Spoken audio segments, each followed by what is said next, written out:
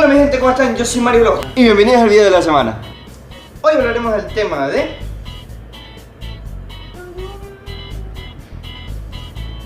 En realidad, saber qué es la lluvia es algo absurdo, pero bueno.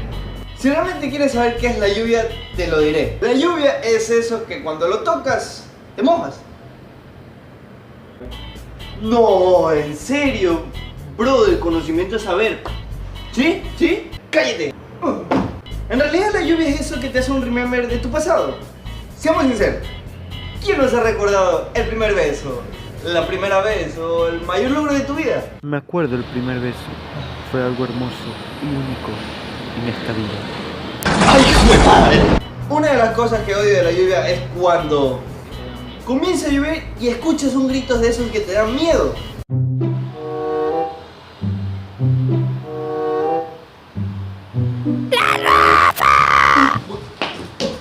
¡La lupa, carajo! Dígame la verdad, de pequeños, ¿quién no quiere bañarse en la lluvia? Si no has querido... ese mismo, e incluso de grande, y es que la lluvia la vemos como algo especial. Al momento de la lluvia todo es lo máximo y espectacular. Hasta te crees Spiderman y piensas que llegará Mary Jane a besarte. Pero en realidad...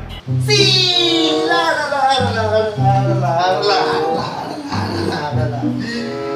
Soy Spiderman, mira contra la pared. ¡Ay!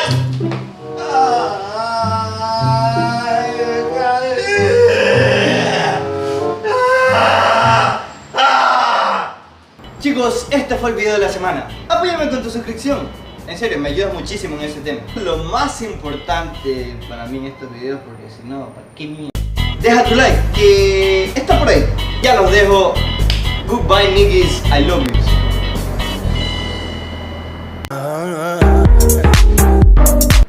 Seamos sinceros. Yo otra vez digo así. Seamos. No, cuando digo sincero, digo sincero. Seamos sinceros. Sincero, digo sincero.